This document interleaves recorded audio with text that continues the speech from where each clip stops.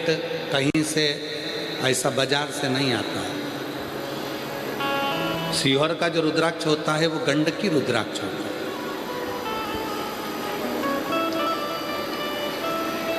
पेड़ों पे लगे हुए रुद्राक्ष पक्षियों के कारण या हवा के चलने से जो गिर जाते हैं और पानी में बहकर गंडकी में चले जाते हैं। गंडकी नदी एक ऐसी नदी जिसकी पत्थर को भी शालिग्राम बना देती है।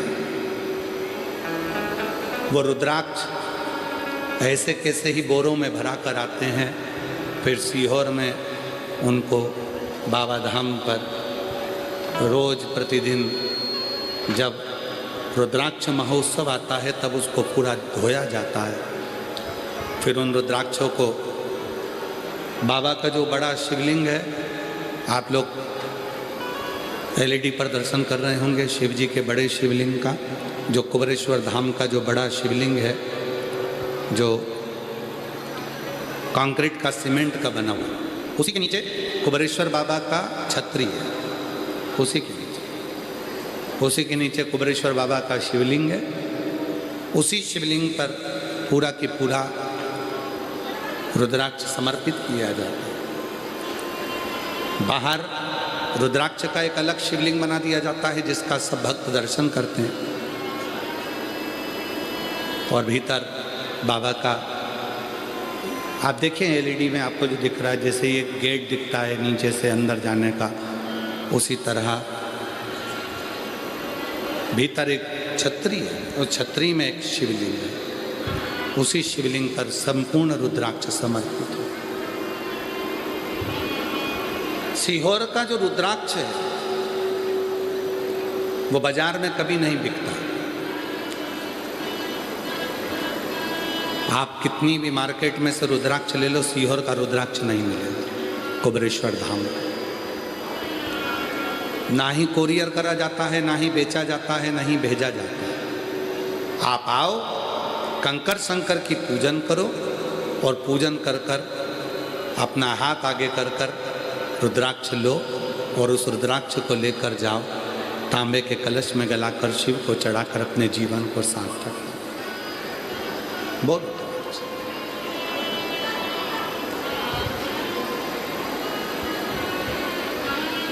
संपूर्ण सुख देने वाला।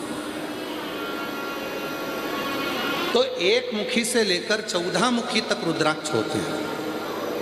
भगवान शंकर के नयन शुरू से रुद्राक्ष का पौधा उत्पन्न हुआ, पर एक बार माता पार्वती जी ने भगवान शंकर के नयन बंद कर लिए और नेत्र बंद करने पर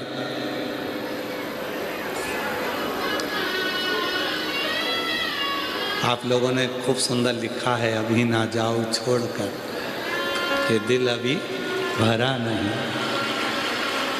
हम कथा विराम से पहले आप लोगों से मिलेंगे जरूर। आ जाओ, लिया पत्र लिया, आ जाओ, आ जाओ, लिया लिया, रोते नहीं, आ जाओ, रोइए नहीं, आओ।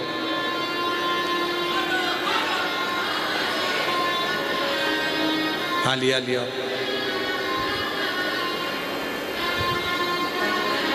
रोइए नहीं, अच्छे खुश होकर आओ। बाबा फिर बुलाएगा, फिर आएंगे कथा करने के लिए। शिव की उदारता फिर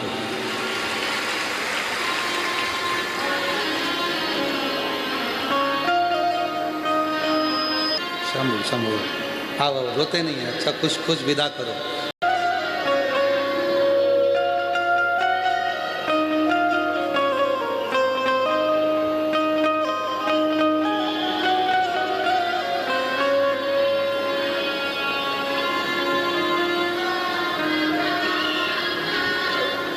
रोते नहीं, अच्छा खुश खुश प्रसन्न हो। बाबा फिर बुलाएगा, रोते नहीं, अच्छा खुश होकर। हम तो वो कहते हैं ना, बाबुल का ये घर रहना 2 दिन का ठिकाना है महाराज।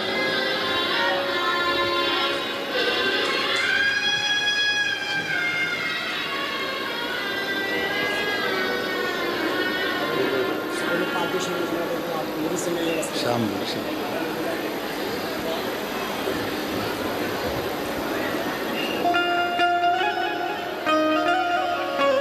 महाराज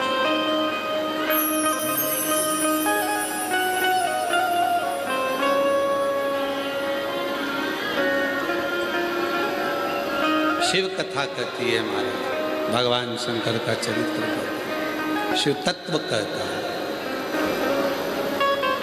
भगवान शिव की भक्ति कहता है। माँ जगज्जननी जगदम्बा ने शिव जी के नेत्रों को बंद किया, नयन से अश्रु गिर गया। वो जो अश्रु गिरा उससे एक बालक ने जन्म ले लिया, जिसका नाम अंधकासुर हो गया। शिवजी ने देखा बालक जन्मा। शंकर भगवान ने कहा, पार्वती तुमने इस बालक को अपनी गोदी में उठा रखा है, क्यों? पार्वती जी कहती हैं, ये मेरा पुत्र है, ये मेरा बेटा है। शिवजी कहते हैं, तुमने इसको पुत्र मान लिया? हाँ, पर इसको उठाओ, समुद्र में फेंक दो, क्योंकि ये मेरे नेत्र बंद करने के बाद प्रगटा। इसको समुद्र में डाल, समुद्र में डाल। पार्वती जी रोने लगी कि ये मेरा पुत्र है,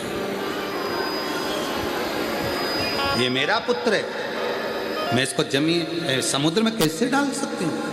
समझाया बाबा भोलेनाथ ने।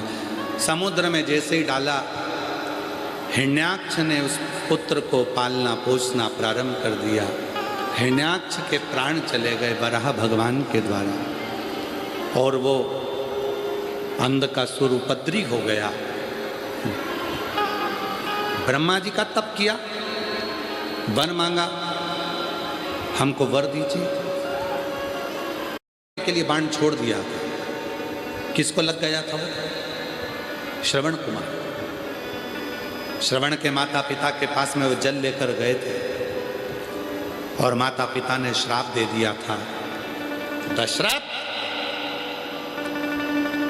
हम अपने पुत्र के वियोग में प्राणों को त्याग रहे हैं,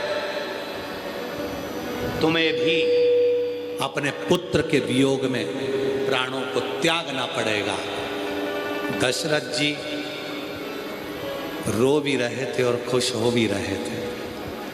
रो इसलिए रहे थे कि श्राप लग गया, और खुश इसलिए हो रहे थे 60 साल की उम्र हो गई, बच्चे नहीं थे। ये कहकर जा रहे हैं कि पुत्र के वियोग में रोना पड़ेगा, मतलब मेरे घर औलाद जरूर होगी, मतलब मेरे घर में संतान जरूर होगी। ये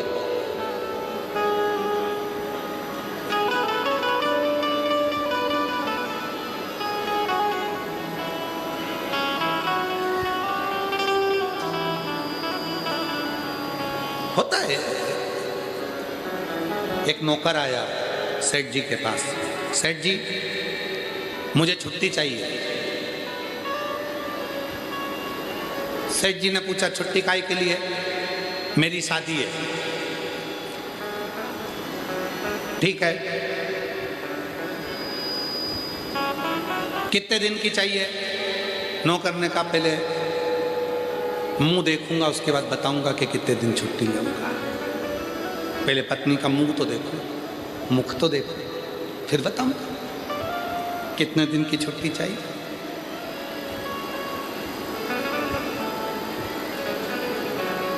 केवल ये एक प्रसंग नहीं है कि मुख देखूंगा तब बताऊंगा छुट्टी कितने दिन की चाहिए। मेरा शिव भी ऐसा ही दयालु है, अनायास करुणा करता है। कहते हैं जब हम शिव के मंदिर में एक लोटा जल चढ़ाने के लिए जाते हैं, अपना मुख शंकर के सामने जाता है तो शंकर उसी समय पर करुणा करना प्रारंभ कर देते हैं। कृपा एक बिंदु में शिव समाहित है, उस बिंदु को तुम किसी भी रूप में देख लो, वही बिंदु सिंधु है, सिंधु ही बिंदु है, एक समाहित।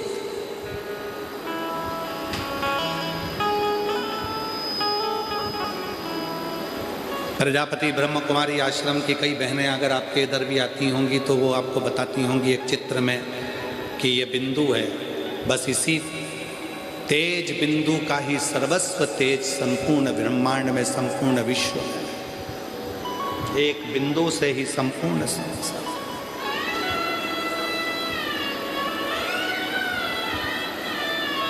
वीर शिवलिंगायत संप्रदाय में गुरु आपको बताते हैं कि ये शिवलिंग यही एक बिंदु है, यही शिव है, संपूर्ण ब्रह्मांड इसी है,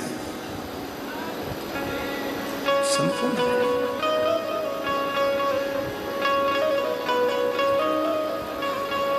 कहीं दूसरी जगह है ही नहीं। अंधकासुर वर मांग लिया, तथास्तु कह दिया, घर आया, अपने दूतों से कहा कि मुझे विवाह करना है, कोई अच्छी लड़की देखो। दूतों ने कहा जो अच्छी थी पार्वती जी, वो तो शिव जी ले गए। शंकर तो शिव जी के पास क्या है, मेरे पास तो राशि ठाट है। पार्वती को मैं अपना बनाऊंगा, पार्वती को मैं अपना बनाऊंगा। अंधकासुर के मन में भाव आ गया, अंधकासुर भागा पार्वती जी को देखने के लिए। देवऋषि नारद ने उनको समझाया। नारद जी बोले, अंधकासुर तुझे श्राप मिला है, तूने वर मांगा है कि मेरे प्राण छूटेंगे तब जब मैं अपनी माता को गलत दृष्टि से देख लूंगा। तू समझता नहीं है, पार्वती तेरी माँ है। अंधकासुर कहता है मैं नहीं जानता कि पार्वती मेरी माँ है, मैंने। और आखिरी में अंधकासुर ने जो पार्वती माता को गलत दृष्टि से देखा, तब तो भगवान शंकर ने काल भैरव प्रकट कर कर अंधकासुर के प्राणों को हर लिया। इतना उपद्रव मचा था। एक बत्रासुर के समय पर, एक अंधकासुर के समय पर, एक तारकासुर के समय पर सारी ब्रह्मांड, सारी पृथ्वी, सारी सृष्टि डोलने लगी थी। सारी पृथ्वी डोलने लगी थी। अंधकासुर के समय पर भी, तारकासुर के समय पर भी, बत्रासुर के समय पर भी। देवासुर संग्राम हुआ था, सारे देवताओं का खजाना खाली हो गया था। जब 2-3 राष्ट्र आपस में झगड़ते हैं तो उसका असर केवल 2 राष्ट्र पर नहीं पड़ता, पूरे विश्व पर पड़ता। और आज संपूर्ण भारत, क्या पूरी दुनिया देख रही है। जब 2 देश आपस में लड़ रहे हैं तो उसका असर भारत में क्या सारे देशों पर होता है। खजाने खाली हो गए। जब देवासुर संग्राम हुआ, सारे खजाने खाली, सब खजाने खाली। इंद्र की सत्ता का वैभव चले गया, गरुण वरुण देवता सबके खजाने खाली हो गए। युद्ध हो कैसे, धनी नहीं है। कुबेर के पास गए तो कुबेर के खजाने खाली हो गए। लक्ष्मी जी के पास गए तो नारायण ने कहा लक्ष्मी के पास कुछ भी नहीं। लक्ष्मी ने कहा मेरे पास कुछ भी नहीं, सब खाली हो गए। क्योंकि ये देवासुर संग्राम में सब नष्ट हो गए, सब नष्ट। अब करे तो करे क्या। इस देवासुर संग्राम में सब नष्ट हो गया। लक्ष्मी जी के पास भी लक्ष्मी नहीं बची, कुबेर के पास में वैभव नहीं बचा। फिर आखिरी में कुबेर लक्ष्मी जी के पास गए, लक्ष्मी और कुबेर भगवान ब्रह्मा के पास गए। ब्रह्मा विष्णु जी के पास आए और भगवान विष्णु ने कहा जब संसार के लोगों के पास कुछ नहीं होता, देवताओं के पास कुछ नहीं होता, तब देने वाला केवल एक ही होता है, वो केवल देव अधिदेव महादेव होता है। चलो अपन सब उसके पास चलते हैं। शिव महापुराण की कथा कहती है सब दूर से हताश हो जाए, कुछ भी ना रहे, तब लक्ष्मी, तब कुबेर, तब देवता, तब मनुष्य, गंधर्व, अप्सरा, किन्नर, नाग सब शिव की शरण में चले जाते हैं। देवासुर संग्राम में सब समाप्त हो गया। तब लक्ष्मी जी भगवान शंकर को पुकारने लगी, भोलेनाथ भोलेनाथ, हे शिव हे शंकर हे करुणा सागर।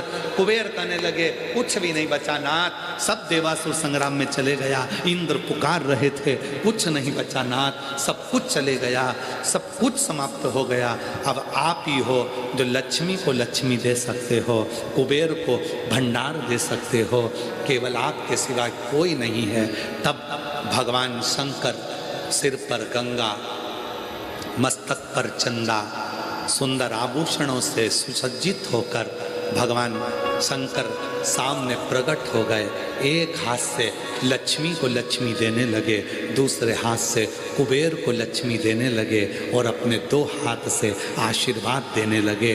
उन्हीं का नाम कुबेरेश्वर महादेव हो गया। उन्हीं का नाम कुबेरेश्वर महादेव हो गया। उन्हीं को कहते हैं कुबेर भंडारी, कुबेरेश्वर महादेव, जो कुबेर के पास भी जब खजाना खत्म हो गया, लक्ष्मी के पास भी जब खजाना खत्म हो गया, तब वो कुबेर भंडारी अपने हाथों से लुटाना प्रारंभ कर दिया और इतना दिया कि सारा वैभव वापिस वैसा की वैसा ही हो गया। वैसा सारा खजाना, उसी को कुबेरेश्वर महादेव कहते हैं। दुनिया के लोग कहते हैं गुरुजी आप कहते हो कुबेरेश्वर महादेव, कुबेरेश्वर महादेव का मतलब क्या? जब लक्ष्मी का भी खजाना खत्म हो जाता है, कुबेर का भी खजाना खत्म हो जाता है, तब देवादिदेव महादेव की शरण में जाते हैं। और शंकर हमेशा अपने दो हाथों के दर्शन देते हैं, पर जब मेरे भोलेनाथ लुटाने का समय आता है, देने का समय आता है, तो अपने चार हाथ कर लेते हैं और वो कुबेरेश्वर बाबा बैठते नहीं हैं, खड़े होकर लक्ष्मी और कुबेर को वैभव देते हैं। तो दो हाथ से दर्शन करने वालों के भी भंडार भर देते हैं। वो कुबेरेश्वर, वो कुबेरेश्वर।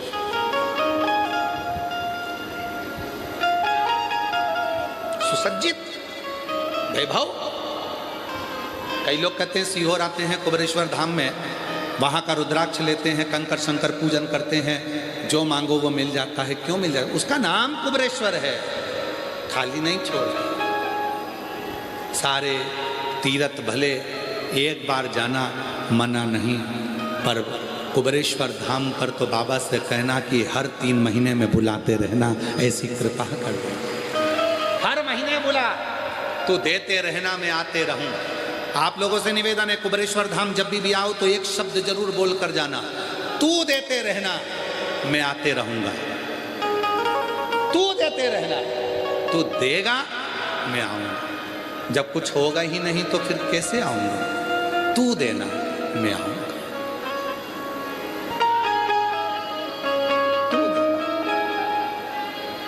महाराज अंधकासुर के प्राणों को हर लिया काल भैरव ने, और जैसे ही प्राण हरे पार्वती मैया प्रसन्न चित्त हुई। भले पुत्र था पर गलत विचार रखे, इसलिए प्राण हरना भी जरूरी था।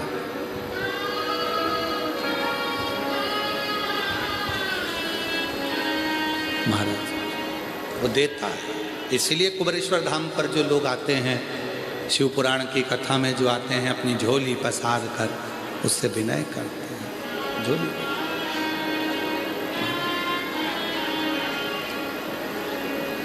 मुझे तेरा ही सहारा है मेरे बाबा। हमारे श्री राजेंद्र आनंदराव पाटिल जी की धर्मपत्नी कस्तूरी राजेंद्र पाटिल जी ने परसों के दिन कहा था, गुरुजी पूरे 7 दिन में एक ही भजन मिला है और एक ही बार स्तुति करने का मौका मिला। आखिरी दिन की कथा में 2 भजन गाकर कम से कम हम 2 बार तो भगवान से अपने दिल की बात कह दें। इसलिए आपको छोटे रूप में इस भजन को लेते हैं। कब से खड़े हैं, हम नहीं बोलेंगे, सबको बोलना है शिव जी के सामने। कब से खड़े हैं, हर घर से बारी में जाओ, और पंडरीनाथ का दर्शन कर अपने जीवन को धन्य बनाओ। यही भाव 12 ज्योतिर्लिंग की कथा पूर्ण होती है। चंचुला देवी का पति बिंदु प्रेत योनि से मुक्त होता है। भगवान ईश्वर गोरा शिव पार्वती जी वर देते हैं, तुम रुका जी।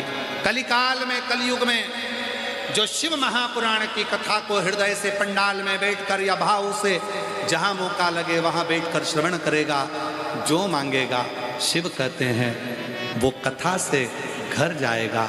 उसके घर तक मैं भी पीछे पीछे जाकर उसका भंडार भर दूंगा, कल्याण कर दूंगा। शिव वचन दे दिए। ऐसी पवित्र शिव महापुराण की कथा यहाँ विराम की ओर जाए। मैं पुनः श्री राजेंद्र आनंदराव पाटिल साहब को, लोग कहते हैं महाराज कथा कराने के लिए धन चाहिए, पर आनंदराव पाटिल साहब, राजेंद्र आनंदराव पाटिल साहब, मैं आपको धन्यवाद देता हूँ। आपने दिखा दिया कि कथा कराने के लिए मन चाहिए, मन। आपकी धर्मपत्नी सो कस्तूरी राजेंद्र पाटिल कई बार बोल चुकी थी मुझे सीहोर वाला बाबा की कथा कराना, सीहोर वाला बाबा की कथा कराना। राजेंद्र आनंदराव पाटिल साहब और भाभी जी दोनों ऊपर आओ, दोनों ऊपर। इनकी धर्मपत्नी हमेशा कहती थी मुझे कथा कराना है बाबा की। पाटिल साहब कहते थे इतना नहीं है, पंडाल की व्यवस्था बड़ी है, साउंड की व्यवस्था है, इतने लोगों का भोजन भंडारा है, कैसे व्यवस्था हो, कैसे व्यवस्था।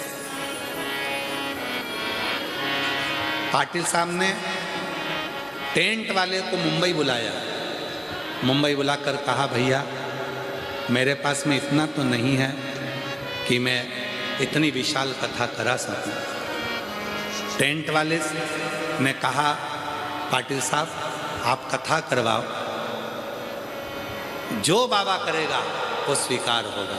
कल हमको राजेंद्र पाटिल साहब बता रहे थे, भोजन वाले को बुलाया, बनाने वाले को कहा कि भैया इतनी विशाल कथा है, हमारा छोटा सा गांव है, हमको लगता है इस छोटे से गांव में इतने लोग कथा सुनने तो नहीं आ पाएंगे, क्योंकि उनको गांव नहीं मिलेगा तब तक कथा ही पूरी हो जाएगी। छोटा सा गांव है दूधनाथ, यहाँ लोग पहुँचेंगे तब तक तो कथा ही पूरी हो जाएगी, कौन आ पाएगा। आप भोजन बनाओ। भोजन बनाने वाले ने कहा पाटिल साहब आप तैयारी करो, हम भोजन बनाएंगे, जो होगा देखा जाए। महाराज लोगों ने कथा को इतना बदनाम कर रखा है, इतना करोड़ लगेगा, उतना करोड़ लगेगा, इतना करोड़ देना पड़ेगा, उतना करोड़ देना पड़ेगा। दुनिया के लोगों ने खुद के कमाने के लिए धंधा बना लिया था।